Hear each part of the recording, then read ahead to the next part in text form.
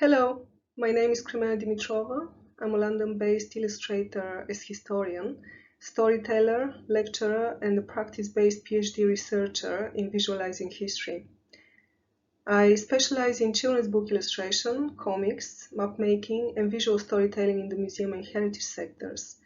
My commissions often involve working with archives and collections, and using a mixture of various creative approaches such as character development, humor, rhymes, words, and images to bring them to life. In this talk and workshop called Deconstruct, Reconstruct, turning a 14th century Jewish manuscript into 21st century comic strips, I will tell you about some of the similarities between manuscripts and comics, and we will show you how to make your own contemporary comic strips versions of your favorite manuscripts, dusty old books, or long forgotten archives. If you're ever stuck for ideas, history has everything you need and more. Archives, manuscripts, legends, folk tales. History is everywhere and everything is history. It is inevitable that all of us have worked with, are working with, and will work with history at some point. There is always something to do, learn about, and discover. History is never boring. Here is an example of how interesting history can be. I was commissioned by the Center for Jewish Studies at the University of Manchester and the John Rylands Library to work on the fascinating 50 Jewish Objects project. The aim of the commission was to captivate public's interest and widen understanding of Jewish studies, history, and artifacts. I focused my creative research on a 14th century compendium of Jewish law, an illuminated Ashkenazi manuscript of Isaac ben Joseph of Kurbeo Sefer Mitzvot Katan Semak. You can learn about and view a digitized version of the manuscript here. You can also find out more about the project, including blog entries I wrote about my creative processes here. So what exactly did I do? I employed the comics format in order to bring the manuscript to life. As my practice involves collage making, I decided to deconstruct and reconstruct the manuscript while also conducting research into the connections between manuscripts, history, and comic strips. I planned various compositions and layouts, and I used a computer program called Adobe Photoshop to deconstruct the digitized version of the manuscript. Have you ever thought of illuminated manuscripts as comics? Both illuminated manuscripts and comics are fragmented in nature. The fragments in question include text and images, panels, boxes or frames in comics, which can be compared to manuscripts' text panels. Comics, like illuminated manuscripts, can be defined as hybrid word and image forms in which verbal and visual narratives are constantly competing for significance. Instead of the visuals illustrating the text, in both manuscripts and comics, the visuals tend to tell their own individual and differing stories. Other comparisons include gutters in comics, which are the spaces between panels, narration, captions, and speech bubbles or speech balloons, which both manuscripts and comics employ in numerous creative ways. They also hide or reveal multiple histories. So storytelling is the main aspect connecting the two. We all know that stories cannot exist without characters, such as protagonists and villains, taking us on exciting journeys. And there are plenty of these to spot in both illuminated manuscripts and in comics. Illuminated manuscripts have often been used to communicate histories about people, places, and spaces.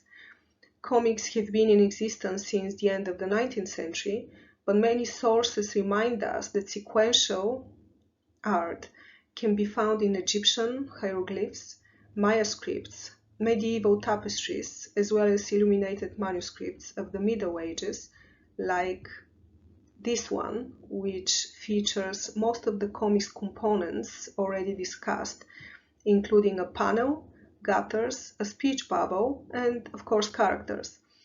You can find this image on page 101 in Karin Kukunen's book titled Studying Comics and Graphic Novels. Here are another few examples, excellent examples, which clearly demonstrate the similarities between illuminated manuscripts and comics. Again, we have the panels and gutters present here. We have characters who are given voice through speech bubbles, and we can also notice captions in these two examples. You can read more about them in the link below, which will take you to a blog by the British Library titled A Medieval Comic Strip. The blog highlights how the Egerton Genesis picture book can be seen as an early comic book with 4 pictures on most pages, each illustrating an episode of a well-known tale. Inspired by these ideas and research, I attempted to create my own contemporary manuscript world with motifs that echo some of the hundreds of unusual and grotesque marginal illustrations that adorn the Ashkenazi manuscript of Isaac ben Joseph of Courbet's Sefer Mitzvot Katan Semak, such as grotesque half-human, half-animal hybrid characters, as well as hounds, hares, birds, and dragons. I started to experiment with visual possibilities. The little that was known about my chosen Ashkenazi manuscript indicated that Isaac ben Joseph of Courbet had divided the precepts of the manuscript into 7 pillars corresponding to the 7 days of the week. He intended for the work to be read through every day of the week. In line with Isaac's concepts, I created 7 detailed and vibrant comic strip pillars or panels that tell the history of Isaac and his manuscript for audiences to enjoy every day of the week. The comic strips can be read in any direction and offer no prescribed beginning or end. Each time they are rearranged, either horizontally or vertically, they create different patterns at the top and different hybrid animals at the bottom. In my comic strip pillars, the illustrations are no longer marginal, but take center stage. The text instead becomes secondary and is used for decorative purposes. Now, to make your own manuscript-inspired characters, illustrations, or comic strips, you will need photocopies of your favorite manuscripts pages. I like to challenge myself creatively by printing random pages without thinking about them too much. And then I consider different visual possibilities for development, deconstruction, and reconstruction. You also need scrap pieces of paper. Here I have a selection of papers I have previously used. You can see some plain and color papers and also some tracing paper. You also need a cutting mat, a scalpel, craft knife or scissors, pencils, a rubber, and a glue stick. Although I rarely glue my images permanently, as I like reusing them for future projects. Having chosen and printed my favorite manuscripts pages, I begin by looking at them and planning possible composition layouts. There are different ways in which this can be achieved.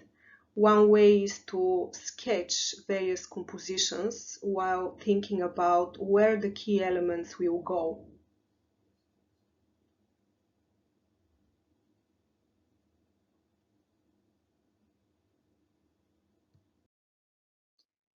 If I don't feel like sketching, I use tracing paper to trace my chosen images and create various playful compositions.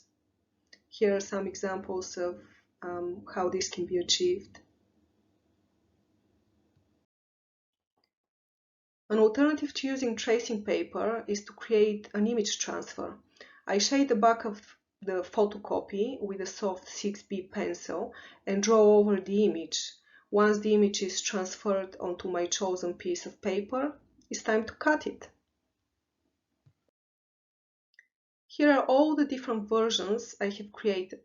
Once I have decided on the position of the main character, this gives me structure for the placement of everything else, and the space and design then start emerging and coming together. This is what I most enjoy about collage making. Instead of creating a completely new artwork from scratch, when using collage elements, you can give existing characters a new life.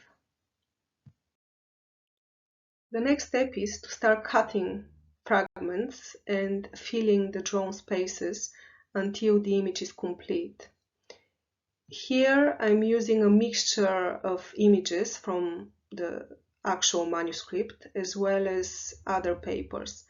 I like being playful when arranging the fragments. I find the process of deconstructing the manuscript's pages really exciting. There is always an element of surprise when manipulating the text and images. In terms of composition, there are numerous options that are possible. I can adjust the spaces between the fragments as well as the borders and sizes of images by further cropping them. I can change the background colors and so on. I tend to document the different compositions with my phone, so I can look at the photographs and decide which versions are my favorite. All three versions include some of the comics elements already discussed, such as characters, gutters, panels, and speech bubbles. Well, I hope you enjoyed this talk and workshop and you feel inspired to create your own contemporary comic strips versions of your favorite manuscripts, dusty old books, or long forgotten archives. I wonder what fascinating histories you will uncover and visually unveil, and what hidden secrets your characters will tell. Don't forget to experiment with the different comics elements, including panels, boxes, frames, narration, captions, speech bubbles, gutters, hybrid characters. Thank you and see you soon.